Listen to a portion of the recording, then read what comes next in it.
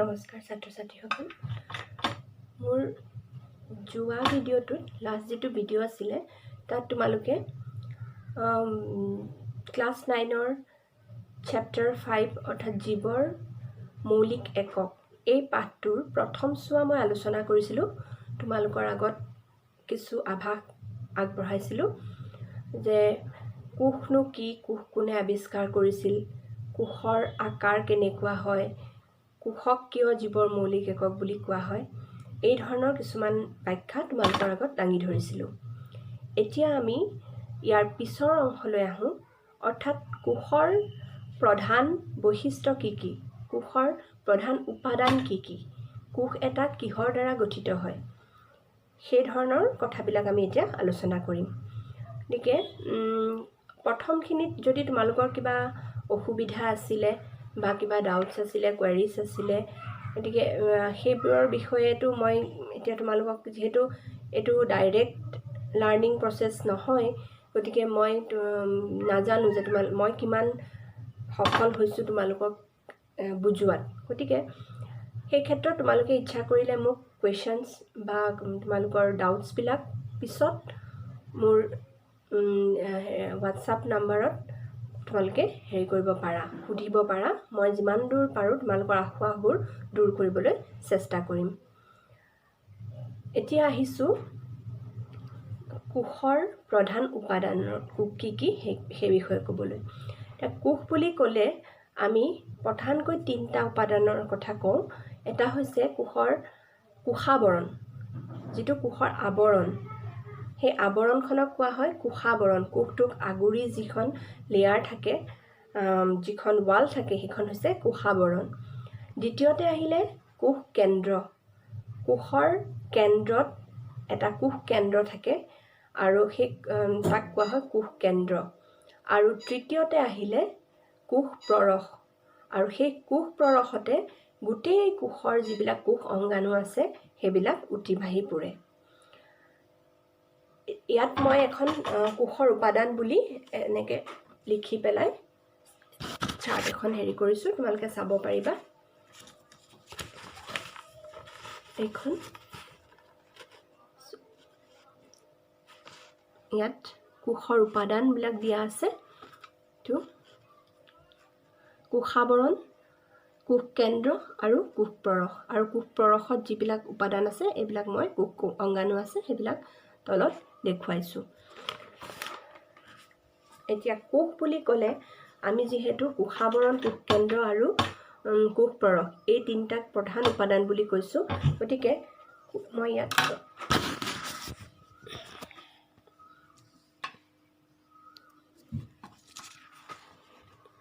সকলোৱে নিশ্চয় দেখিছা মই কালি লাষ্ট ভিডিঅ'টোত তোমালোকক কৈছিলোঁ যে কোষৰ বিভিন্ন শ্বেপ আছে মানে আকাৰ বেলেগ বেলেগ হয় সাইজ বেলেগ বেলেগ হয় গতিকে ইয়াত মই দুটামান চিত্ৰ আঁকি পেলাই দেখুৱাইছোঁ এয়া প্ৰথমটো গোলাকৃতিৰ কোষ দ্বিতীয়টো তোমাৰ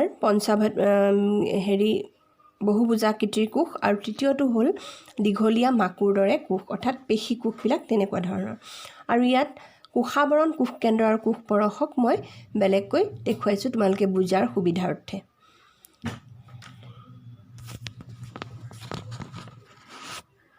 এতিয়া কোষাবৰণনো কি মই ক'লোঁ অলপ আগতে যে কোষাবৰণ হৈছে কোষৰ আৱৰণ অৰ্থাৎ কোষত থকা যিবিলাক কোষ অংগাণু আছে বা কোষটোক সুৰক্ষাৰ কাৰণে কোষৰ চাৰিওকাষে এখন বহি আৱৰণ থাকে আৰু সেইখনক কোৱা হয় কোষাবৰণ কোষাবৰণখনৰ প্ৰধান কাম হৈছে কি কিছুমান দ্ৰব্যক ই কোষৰ পৰা বাহিৰ কৰি দিয়াত সহায় কৰে আৰু কিছুমানক কোষৰ ভিতৰলৈ অহাত সহায় কৰে আৰু কিছুমান ক্ষেত্ৰত আকৌ এই কোষাবৰণখনে কিছুমান দ্ৰব্যক ভিতৰলৈ অহাত বাধাও প্ৰদান কৰে আৰু সেইকাৰণে কোষাবৰণখনক কোৱা হয় চয়নাত্মক অৰ্ধভেদ্য আৱৰণ গতিকে অৰ্থাৎ ইয়াক চমুকৈ অৰ্ধভেদ্য আৱৰণ বুলিও কোৱা হয় অৰ্থাৎ ই সকলো বস্তুকে এলাউ নকৰে সকলো বস্তুকে তাৰমানে পাৰ্মিশ্যন নিদিয়ে ভিতৰলৈ আহিবলৈ বা সকলো বস্তু বাহিৰলৈ যাবলৈও পাৰ্মিশ্যন নিদিয়ে যেনেকৈ আমাৰ এখন ঘৰত গেট কিপাৰ থাকে বা যিকোনো অফিচত যাওঁ, আমি য'তে যাওঁ তাতে ছিকিউৰিটি গাৰ্ড থাকে। সকলো মানুহকে আমি তাত সোমাবলৈ দিয়া নহয়, ছিকিউৰিটি পাৰ্পাছৰ কাৰণে সেইখিনি ৰখা হয়, অৰ্থাৎ সুৰক্ষাৰ কাৰণে। ঠিক তেনেকৈ আমাৰ কোষাবৰণখনৰ কামো সেয়াই হৈছে যে সেই ৱালখন পাৰ কৰাৰ আগতে কিছুমান দ্ৰব্যক বাধা প্ৰদান কৰে কোষাবৰণে। গতিকে এইটো হৈছে ইয়াৰ প্ৰধান কাম।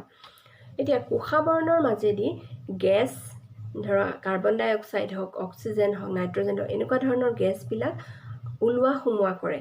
এইটো গেছৰ ক্ষেত্ৰত প্ৰধানকৈ ব্যাপন প্ৰক্ৰিয়াৰ দ্বাৰা এই কোষাবৰণৰ মাজেদি এই দ্ৰব্যবিলাক ওলায় বা সোমায়। আমি এতিয়া ব্যাপন কি সেইটো জানিব লাগিব। ব্যাপন হৈছে এটা প্ৰক্ৰিয়া যাৰ দ্বাৰা বেছি ঘনত্বৰ পৰা দ্ৰব্যবোৰ কম ঘনত্বলৈ সদায় স্বতঃস্ফূৰ্তভাৱে তাৰমানে এতিয়া কোষটোৰ ভিতৰত যেতিয়া কাৰ্বন ডাই অক্সাইডৰ ঘনত্বটো বাঢ়ি যায়, তেতিয়া সেই কাৰ্বন ডাই অক্সাইড কোষাবৰণৰ যোগেদি বাহিৰলৈ অৰ্থাৎ নিম্ন ঘনত্বলৈ ওলাই যায়। ঠিক তেনেকৈ অক্সিজেনো বাহিৰৰ পৰা ভিতৰলৈ আহে। তেনেকৈ পানীৰ ক্ষেত্ৰতো একেধৰণৰ প্ৰচেছেই প্ৰযোজ্য হয়, কিন্তু পানীৰ যিটো অহা যোৱা কৰা প্ৰক্ৰিয়া সেইটোক ব্যাপন বুলি নকৈ আকৃতি বুলি কোৱা হয়। পানীয়ে কি কৰে, সদায় বেছি ঘনত্বৰ পৰা তাতকৈ তলৰ ঘনত্বলৈ স্বতঃস্ফূৰ্তভাৱে সৰবৰাহ হৈ যায়। এইটো প্ৰক্ৰিয়াক কোৱা হয় আকৃতি। গতিকে এইটোৱে হৈছে কোষাবৰণৰ প্ৰধান কাম। কোষাবৰণৰ দ্বাৰা আমি আমাৰ কোষটোৰ দ্ৰব্যসমূহ, লাগতিয়াল দ্ৰব্যসমূহ ভিতৰলৈ আহে আৰু যিবিলাক বৰ্জনীয় দ্ৰব্য থাকে কোষটোৰ ভিতৰত থকা সেইবোৰ বাহিৰ হয়। এইবাৰ আহিছোঁ কোষৰ দ্বিতীয়টো উপাদান অৰ্থাৎ কোষকেন্দ্ৰলৈ। কোষকেন্দ্ৰ কোষৰ একেবাৰে কেন্দ্ৰাঞ্চলত অৱস্থিত। কোষকেন্দ্ৰক আৱৰি থকা দুতৰপীয়া আৱৰণখনক কোষৰ কেন্দ্ৰাৱৰণ বুলি কোৱা হয়। আৰু এই কেন্দ্ৰাৱৰণখন সকলো জীৱৰ দেহতে পোৱা নাযায়। অৰ্থাৎ কিছুমান জীৱ এনেকুৱা আছে যিবিলাকৰ দেহত কোষকেন্দ্ৰক আৱৰি থকা কেন্দ্ৰাৱৰণখন নাথাকে, আৰু তেনে জীৱৰ ক্ষেত্ৰত কোষকেন্দ্ৰটো সুন্দৰকৈ স্পষ্টকৈ দেখা পোৱা যায়। আৰু সেই তেনেকুৱা জীৱবিলাকক কোৱা হয় প্ৰকোষকেন্দ্ৰীয় কোষ। প্ৰকোষকেন্দ্ৰীয় কোষবিলাকত যিহেতু কেন্দ্ৰাৱৰণ নাথাকে, গতিকে তেনেবোৰ জীৱৰ দেহত প্ৰকৃত যে কোষকেন্দ্ৰ নাই বুলি কোৱা হয়। প্ৰকোষকেন্দ্ৰীয় কোষক ইংৰাজীত কোৱা হয় প্ৰ'কেৰিঅটছ। প্ৰ'ৰ অৰ্থ হ'ল প্ৰিমিটিভ বা প্ৰাইমেৰী, আৰু কেৰিঅটছ অৰ্থাৎ কোষ। গতিকে অৰ্থাৎ যিবিলাক সৰল শ্ৰেণীৰ জীৱ, সেই জীৱবিলাকৰ ক্ষেত্ৰত এই প্ৰকোষকেন্দ্ৰীয় কোষবিলাক সাধাৰণতে দেখা যায়। উদাহৰণস্বৰূপে বেক্টেৰিয়া, নীল সেউজ শেলাই আদি এনেধৰণৰ জীৱ। আৰু বাকীবিলাক জীৱৰ দেহত যিহেতু কোষকেন্দ্ৰৰ কেন্দ্ৰাৱৰণখন থাকে, গতিকে সেইবিলাক জীৱক কোৱা হয় সংকোষ কেন্দ্ৰীয় কোষ অৰ্থাৎ ইউকেৰিঅটছ। এতিয়া আমাৰ যিটো কোষকেন্দ্ৰ আছে, কোষকেন্দ্ৰটোত ক্ৰম'জম থাকে, আৰু সেই ক্ৰম'জমতে DNA পোৱা যায়। ক্ৰম'জমটো DNA আৰু প্ৰটিনৰ দ্বাৰা গঠিত হয়, আৰু এই DNAত আমাৰ বংশগতিৰ যি বাহক অৰ্থাৎ জিন এই DNAতে অৱস্থিত। জিনৰ কাম হৈছে জিনে বংশানুক্ৰমিকভাৱে যিবিলাক চৰিত্ৰ আছে, সেই চৰিত্ৰসমূহ পিতৃ মাতৃৰ পৰা সন্তানৰ দেহলৈ কঢ়িয়াই আনে। গতিকে এইখিনি হৈছে কোষকেন্দ্ৰৰ বিষয়ে মই অকণমান থুলমূলকৈ তোমালোকক ক'লোঁ। এতিয়া কোষকেন্দ্ৰৰ পিছৰ যিটো উপাদান সেইটো হৈছে কোষপৰশ। আৰু কোষপৰশ হৈছে এটা তৰল অৱস্থা, যিটো তাৰমানে কোষাবৰণ আৰু কোষকেন্দ্ৰৰ মাজৰ যিটো অৱস্থা সেইটো কয় কোষপৰশ। আৰু সেই কোষপৰশতেই গোটেই কোষ অংগাণুবিলাক, বাকীবিলাক যিবিলাক কোষ অংগাণু আছে সেই কোষ অংগাণুবিলাক থাকে। এতিয়া ইয়াৰ উপৰিও কোষাবৰণ, কোষকেন্দ্ৰ আৰু কোষপৰশ এই তিনিটা হৈছে প্ৰধান উপাদান কোষৰ। ইয়াৰ উপৰি উদ্ভিদ কোষৰ ক্ষেত্ৰত কোষাবৰণৰ বাহিৰ ফালে আৰু এখন আৱৰণ থাকে, আৰু সেই আৱৰণখন হৈছে কোষবেৰ। সেই কোষবেৰ কিন্তু আমাৰ প্ৰাণী কোষত পোৱা নাযায়, কোষবেৰ কেৱল উদ্ভিদ কোষতহে থাকে। কোষবেৰ হৈছে চেলুলোজ নামৰ এবিধ জটিল ৰাসায়নিক পদাৰ্থৰে গঠিত কোষবেৰখন। আৰু কোষবেৰৰো কাম একেই ধৰণৰ, কোষাবৰণৰ নিচিনাই। ইও কি কৰে, কোষৰ বাহিৰৰ পৰা যিবিলাক মানে দ্ৰব্য ভিতৰলৈ আহিবলৈ বিচাৰে, সেই দ্ৰব্যবিলাকৰ পৰা চিলেক্টিভ কিছুমান দ্ৰব্যকহে ভিতৰলৈ আহিবলৈ দিয়ে আৰু যিবিলাক বৰ্জনীয় দ্ৰব্য আছে কোষৰ বাহিৰলৈ উলিয়াই দিয়ে। তেনেধৰণে কোষবেৰেও কাম কৰি থাকে। এতিয়া আমি আহিলোঁ তৃতীয়টো উপাদান অৰ্থাৎ কোষ পৰশেলে। আৰু কোষ পৰশত কেইবাবিধো কোষ অংগাণু থাকে। তাৰে ভিতৰত প্ৰথম হৈছে অন্তঃপৰশীয় জালিকা। অন্তঃপৰশীয় জালিকাৰ পিছত দ্বিতীয়টো হৈছে গলজি সংঘ, তৃতীয়টো হৈছে মাইটকণ্ড্ৰিয়া, চতুৰ্থটো হৈছে লাইচোজম, পঞ্চমটো হৈছে প্লাষ্টিড আৰু ষষ্ঠটো হৈছে ৰসধানী।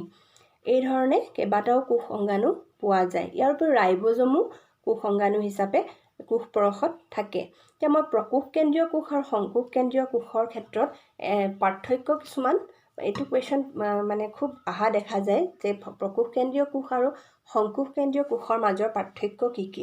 মই কেইটামান পইণ্ট 5টা পইণ্ট লিখিছিলোঁ। তাৰে ভিতৰত মই তোমালোকক চাৰ্টখন দেখাই দিছোঁ। ইয়াত হয়তো ভালকৈ ধৰিব নোৱাৰিবা, মই কৈ দিছোঁ প্ৰকোষ কেন্দ্ৰীয় কোষ আৰু সংকোষ কেন্দ্ৰীয় কোষৰ মাজৰ পাৰ্থক্য। যিহেতু পইণ্ট ৱাইজ কৰিলে কি হয়, তোমালোকে পাৰ্থক্য আহিলে পেৰেগ্ৰাফ কৰিও লিখিব পাৰা, কিন্তু পেৰেগ্ৰাফ কৰিলে যিটো তোমাৰ স্ক'ৰ হয় ন, তাতকৈ তোমাৰ পইণ্ট ৱাইজ যদি পাৰ্থক্যকেইটা মানে পইণ্ট আউট কৰি দেখুৱাব পৰা হয়, তেতিয়া তুমি মানে হোল মাৰ্কটো কেৰি কৰিবলৈ সুবিধা হয়। এতিয়া নাম্বাৰ 1 মই লিখিছোঁ, সাধাৰণতে সৰল জীৱসমূহত এই প্ৰকোষ কেন্দ্ৰীয় কোষবিলাক দেখা যায় আৰু সংকোষ কেন্দ্ৰীয় কোষ সকলো জটিল উন্নত শ্ৰেণীৰ জীৱদেহত পোৱা যায়। দ্বিতীয়টো হৈছে প্ৰকোষ কেন্দ্ৰীয় কোষৰ আকাৰটো যথেষ্ট সৰু হয়, 1 মিউমাইক্ৰনৰ পৰা 10 মিউমাইক্ৰনলৈকে হয় আৰু 1 মিউমাইক্ৰন ইজ ইকুৱেল টু 10⁻⁻6 মিটাৰ। এইটো কিতাপতে আছে, চাই ল'ব পাৰিবা। আৰু সংকোষ কেন্দ্ৰীয় কোষৰ ক্ষেত্ৰত ডাঙৰ আকাৰৰ হয়। তাৰপিছত 3 নম্বৰত ক্ৰমজম এডাল থাকে। প্ৰকোষ কেন্দ্ৰীয় কোষত ক্ৰমজম মাত্ৰ এডাল থাকে, আনহাতে সংকোষ কেন্দ্ৰীয় কোষত এডালতকৈ বেছি ক্ৰমজম পোৱা যায়।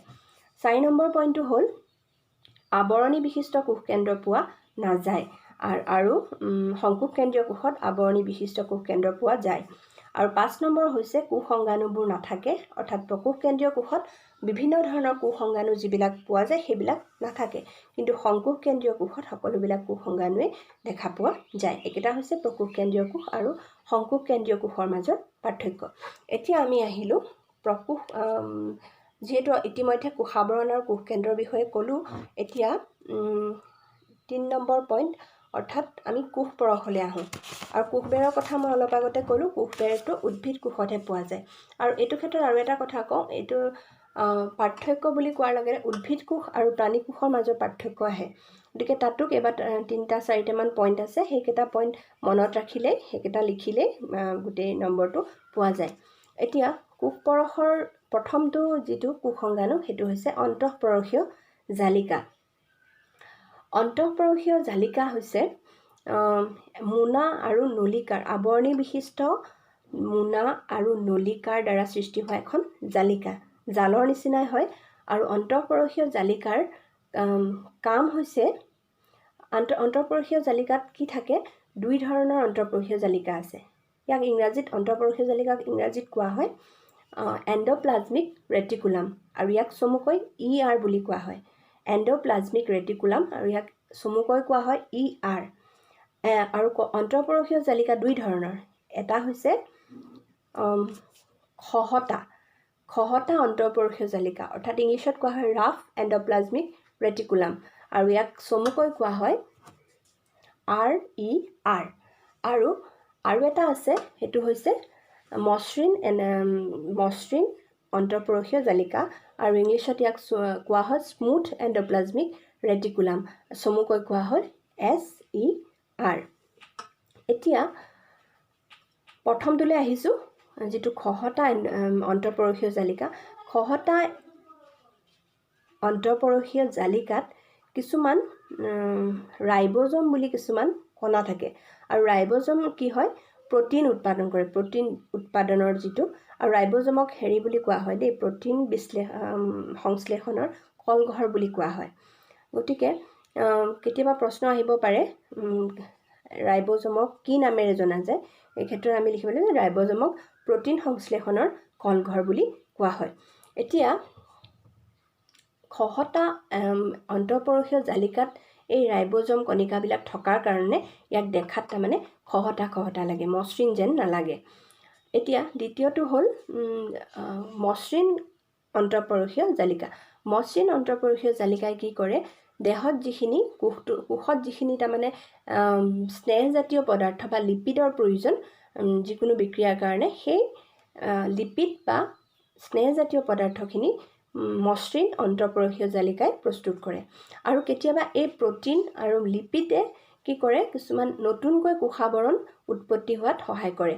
আৰু সেই প্ৰক্ৰিয়াটো কোৱা হয় জীৱুৎপত্তি, কোষাবৰণৰ জীৱুৎপত্তি বুলি সেই প্ৰক্ৰিয়াটো কোৱা হয়।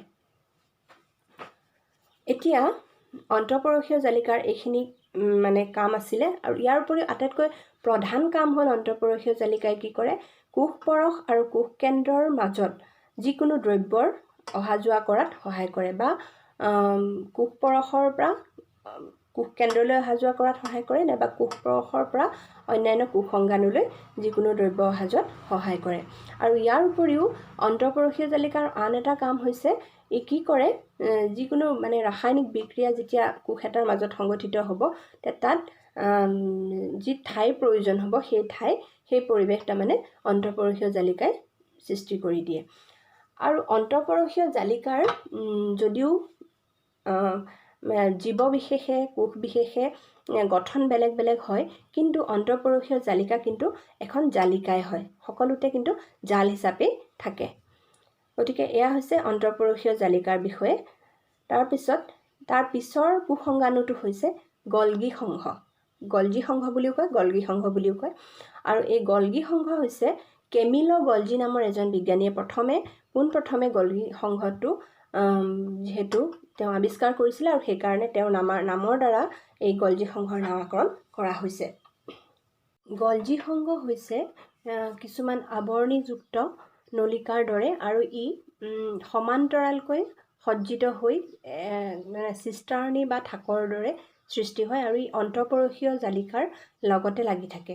গতিকে এই ক্ষেত্ৰত গলজি সংঘৰ প্ৰধান কাম হৈছে অন্তঃপৰশীয় জালিকাৰ দেহত যি বৰ্জনীয় পদাৰ্থৰ সৃষ্টি হয়, সেই বৰ্জনীয় পদাৰ্থসমূহ কোষৰ পৰা বাহিৰ কৰি দিয়া।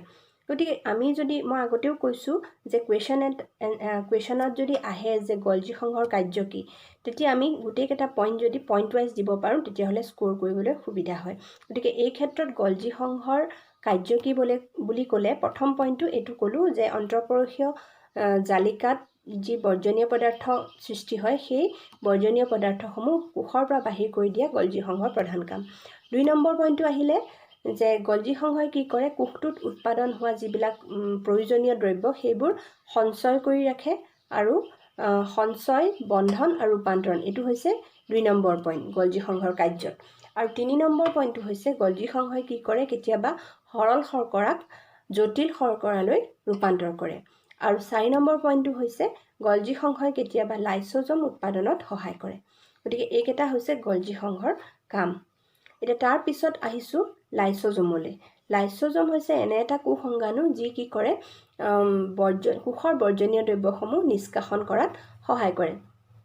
এতিয়া যিবিলাক অলাগতিয়াল দ্ৰব্য, অনবৰতে আমাৰ কোষটোৰ ভিতৰত বিভিন্ন ধৰণৰ ৰাসায়নিক বিক্ৰিয়া ঘটি থাকে, আৰু তাত প্ৰয়োজনীয় যিখিনি দ্ৰব্য প্ৰস্তুত হয়, সেইখিনিতো আমি কোষটোৱে গ্ৰহণ কৰা হয় কোষে, কিন্তু তাৰ উপৰেঞ্চি যিখিনি অলাগতিয়াল দ্ৰব্য উৎপাদন হয়, সেই অলাগতিয়াল দ্ৰব্যখিনি কোষটোৰ পৰা বাহিৰ কৰি দিয়াৰ কাম হৈছে লাইচোজমৰ। কেতিয়াবা কি হয়, মৃত কোষ কিছুমান থাকে, আমাৰ শৰীৰৰ ভিতৰত মৃত কোষবিলাক থাকে, আৰু সেই মৃত কোষবিলাকো কি কৰে, গলজি সংঘ নহয়, লাইচোজমে কোষটোৰ পৰা বাহিৰ কৰি দিয়ে। এতিয়া লাইচোজমৰ নিজৰ কোষত কেতিয়াবা কিছুমান অলাগতিয়াল দ্ৰব্যৰ সৃষ্টি হয়, তেতিয়া কি কৰে, লাইচোজমে নিজক ধ্বংস কৰি হ'লেও সেই অলাগতিয়াল দ্ৰব্যসমূহ কোষৰ পৰা বাহিৰ কৰি দিয়ে। সেইকাৰণে লাইচোজমক কি বুলি কোৱা হয়, আত্মঘাতী মোনা বুলি কোৱা হয়। অৰ্থাৎ আত্মঘাতী মানে নিজক যি ধ্বংস কৰে, সেইটোক কোৱা হয় আত্মঘাতক, আৰু সেইকাৰণে লাইচোজমক আত্মঘাতী মোনা বুলি কোৱা হয়। এই ধৰণে কিছুমান নামাকৰণ কৰা হয়, যেনে মই অলপ আগতে কৈছিলোঁ ৰাইবজমক কোৱা হয় প্ৰটিন সংশ্লেষণৰ কলঘৰ। ঠিক তেনেকৈ লাইচোজমক কোৱা হয় আত্মঘাতী মোনা। এতিয়া তাৰ পিছৰ যিটো কোষ অংগাণু হৈছে সেইটো হৈছে মাইটকণ্ড্ৰিয়া। মাইটকণ্ড্ৰিয়া হৈছে কোষৰ এনেকুৱা ধৰণৰ যিটো কোষ অংগাণুত তাৰমানে গোটেই আমাৰ যিখিনি কোষত শ্বসনৰ দ্বাৰা যি শক্তি উৎপাদন হয় সেই শক্তিখিনি মাইটকণ্ড্ৰিয়াত ধৰি ৰখা হয়, সঞ্চয় কৰি ৰখা হয়। মাইটকণ্ড্ৰিয়া সেইকাৰণে কি বুলি কোৱা হয়, কোষৰ শক্তিৰ ভঁৰাল বুলি কোৱা হয়। আৰু ইয়াত মাইটকণ্ড্ৰিয়াই সেই শক্তিখিনি ATP হিচাপে ধৰি ৰাখে। আৰু মাইটকণ্ড্ৰিয়া হৈছে এনে এটা কোষ অংগাণু যি নিজেই প্ৰটিন উৎপাদন কৰিব পাৰে, কাৰণ তাৰ নিজৰ DNA থাকে। DNA আৰু ৰাইবজম মাইটকণ্ড্ৰিয়াৰ নিজৰে আছে, সেইকাৰণে নিজেই প্ৰটিন উৎপাদন কৰিব পাৰে। তাৰ পিছৰ পইণ্টটো হ'ল প্লাষ্টিড। প্লাষ্টিড হৈছে প্লাষ্টিড আকৌ দুই প্ৰকাৰৰ হয়। প্লাষ্টিড এটা হৈছে বৰ্ণকণা আৰু এটা হৈছে অবৰ্ণকণা। অৰ্থাৎ বৰ্ণকণা হৈছে য'ত বৰণ থাকে আৰু আনটো হৈছে অবৰ্ণকণা অৰ্থাৎ বৰণহীন। এতিয়া বৰ্ণকণা যি বৰণ থাকে তাতে আমাৰ পত্ৰহৰিত বা হৰিতকণা থাকে, আৰু সেইকাৰণে গছৰ সেউজীয়া ৰংটো হয় মানে বৰ্ণকণাৰ কাৰণে। এতিয়া প্লাষ্টিড প্ৰাণীকোষত কিন্তু পোৱা নাযায়, কাৰণ প্লাষ্টিড থাকিলে আমাৰ দেহত হয়তো হৰিতকণাও থাকিলেহেঁতেন, আৰু তেতিয়া আমি নিজৰ খাদ্য নিজে প্ৰস্তুত কৰিব পাৰিলোহেঁতেন। মাইটকণ্ড্ৰিয়াৰ পিছতে প্লাষ্টিড হৈছে এনে এবিধ কোষ অংগাণু যি নিজৰ প্ৰতি নিজে প্ৰস্তুত কৰিব পাৰে, অৰ্থাৎ তাৰ নিজৰ DNA আৰু ৰাইবজম থাকে। এতিয়া প্লাষ্টিডৰ পিছৰ যিটো কোষ অংগাণু আছে সেইটো হ'ল ৰসধানী বা ঋত্বিকা। এতিয়া ৰসধানী হৈছে কোষৰ এনেকুৱা এটা কোষ অংগাণু য'ত কোষে কি কৰে, নিজৰ প্ৰয়োজনীয় দ্ৰব্যসমূহ সঞ্চয় কৰি ৰাখে। সেই প্ৰয়োজনীয় দ্ৰব্যসমূহৰ ভিতৰত এমিনো এচিড হ'ব পাৰে, প্ৰটিন হ'ব পাৰে, ৰাইবজম হ'ব পাৰে, যিকোনো ধৰণৰ এনেকুৱা প্ৰয়োজনীয় দ্ৰব্য, পানী হ'ব পাৰে। এই দ্ৰব্যসমূহ ৰসধানীতে কোষে সঞ্চয় কৰি ৰাখে। এতিয়া উদ্ভিদ কোষৰ ক্ষেত্ৰত এইটো এটা পইণ্ট, উদ্ভিদ কোষ আৰু প্ৰাণী কোষৰ মাজৰ পাৰ্থক্যৰ এটা পইণ্ট আহিব যে উদ্ভিদ কোষৰ ক্ষেত্ৰত উদ্ভিদ কোষৰ যিটো ৰসধানী সেইটোৱে প্ৰায় 90% মানে ঠাই, উদ্ভিদ কোষৰ 90% ঠাই সেই ৰসধানীটোৱে আৱৰি ৰাখে। উদ্ভিদ কোষৰ ৰসধানীটো বহুত ডাঙৰ হয়, আনহাতে প্ৰাণী কোষৰ ৰসধানীটো উদ্ভিদ কোষৰ তুলনাত যথেষ্ট সৰু হয়। গতিকে এমিবাৰ দৰে কিছুমান যিবিলাক এককোষী জীৱ, যি এটা কোষৰ দ্বাৰাই গোটেই খাদ্য গ্ৰহণ কৰে বা খাদ্য নিষ্কাশন কৰে, তেনেকুৱা ধৰণৰ এককোষী জীৱবিলাকৰ দেহত থকা ৰসধানীবিলাকক ঋত্বিকা বুলি কোৱা হয়। গতিকে এইখিনিয়ে হৈছে কোষ অংগাণু যিবিলাক আমাৰ কোষৰ কোষ পৰশত থাকে। ইয়াৰ এটা নহ'লেও আমাৰ কোষৰ কামবিলাক সুকলমে সম্পাদন নহয়। গতিকে ইটো সিটোৰ লগত সংযোগ আছে, ইটো সিটোৰ কামৰ লগত ইটোৱে সিটো মানে এটাৰ ওপৰত আনটো নিৰ্ভৰশীল। গতিকে এইখিনিয়ে হৈছে আমাৰ কোষ অংগাণুসমূহ। এতিয়া আমাৰ এই জীৱৰ মৌলিক একক যিটো চেপ্টাৰ, এই চেপ্টাৰটোৰ আমি প্ৰায় শেষলৈ আহি গৈছোঁ। ইয়াত কোষ অংগাণুবিলাকৰ বিষয়েও আমি পঢ়িলোঁ। এতিয়া কথা হ'ল, ইয়াত যিবিলাক চিত্ৰ আছে সেই চিত্ৰসমূহো যথেষ্ট তাৰমানে গুৰুত্ব সহকাৰে আমি ল'ব লাগিব। তোমালোকে প্ৰেক্টিছ কৰিব লাগিব সেইবিলাক সুন্দৰকৈ আঁকিবলৈ। এতিয়া উদ্ভিদ কোষ আৰু প্ৰাণী কোষৰ পাৰ্থক্য বুলি ক'লে যিকেইটা পইণ্ট আহিব সেই পইণ্টকেইটা মই তোমালোকক কৈ দিছোঁ। এতিয়া উদ্ভিদ কোষৰ ক্ষেত্ৰত প্ৰথম পইণ্টটোৱে হ'ল উদ্ভিদ কোষৰ কোষবেৰ থাকে আৰু প্ৰাণী কোষৰ কোষবেৰ নাথাকে। Number 1 point. 2 নম্বৰ, তোমালোকে এবাৰ যদি ভালকৈ মনত ৰাখিবলৈ চেষ্টা কৰা, এবাৰ চিন্তা কৰি লোৱা, তেতিয়া আৰু এইটো কোনো দিন নাপাহৰা। 2 নম্বৰ পইণ্ট হৈছে উদ্ভিদ কোষৰ কি হয়, প্লাষ্টিড থাকে আৰু প্ৰাণী কোষত প্লাষ্টিড নাথাকে। আৰু 3 নম্বৰ বুলি তোমালোকে দিব পাৰা, যিহেতু উদ্ভিদ কোষত প্লাষ্টিড থাকে সেইকাৰণে উদ্ভিদে নিজৰ আহাৰ, সেউজীয়া উদ্ভিদে নিজৰ আহাৰ নিজে প্ৰস্তুত কৰিব পাৰে। কিন্তু প্ৰাণী কোষত যিহেতু প্লাষ্টিড নাথাকে আৰু সেইকাৰণে তাত হৰিতকণা বা পত্ৰহৰিতো নাথাকে, আৰু সেইকাৰণে তাত কি হয়, খাদ্য প্ৰস্তুত নহয়, সালোক সংশ্লেষণ নহয়। তাৰপিছত পইণ্টটো হ'ব পাৰে যে উদ্ভিদ কোষৰ ৰসধানীৰ আকাৰ যথেষ্ট ডাঙৰ, কিন্তু প্ৰাণী কোষৰ ৰসধানীৰ আকাৰ সৰু। গতিকে এনেধৰণে পইণ্ট ৱাইজ তোমালোকে পাৰ্থক্যকেইটা লিখিব পাৰা। আৰু তাৰ লগতে যদি মাৰ্কছ বেছি থাকে, পইণ্ট কম হৈ আছে, তেতিয়াহ'লে তোমালোকে ঘৰত যদি প্ৰেক্টিছ কৰি থাকা, তেতিয়া উদ্ভিদ কোষ আৰু প্ৰাণী কোষৰ দুটা সৰু সৰুকৈ চিত্ৰ দি দিব পাৰা। কিতাপত খুব সুন্দৰকৈ চিত্ৰকেইটা আছে, গতিকে তোমালোকে কিতাপৰ পৰা চাই পেলাই চিত্ৰকেইটা প্ৰেক্টিছ কৰিবা। গতিকে আজিলৈ ইমানতে সামৰোঁ। আশা কৰিছোঁ তোমালোকে অকণমান হ'লেও বুজি পাইছা। মই মোৰ ফালৰ পৰা চেষ্টা কৰিছোঁ যাতে তোমালোকৰ অকণমান সুবিধা হওক, তোমালোকে বুজি পোৱা। আৰু মই আগতেও কৈছোঁ, কিবা যদি তোমালোকৰ ডাউট থাকে, তোমালোকৰ আশা থাকে, তেতিয়াহ'লে মোক তোমালোকে কণ্টেক্ট কৰিব পাৰা যে এইখিনি মই বুজি পোৱা নাই বা এইখিনি কুৱেশ্যনছ আমি পাৰা নাই। তোমালোকে পাঠৰ পিছৰ কুৱেশ্যনবিলাক তোমালোকে এতিয়া ঘৰত গৈ কিতাপত চাবা। যদি পাৰা নাই তেতিয়াহ'লে মোক সুধিবা যে এইখিনি মই পাৰা নাই, মই তেতিয়া তোমালোকক নিশ্চয় সহায় কৰিবলৈ চেষ্টা কৰিম। অ'কে, নমস্কাৰ।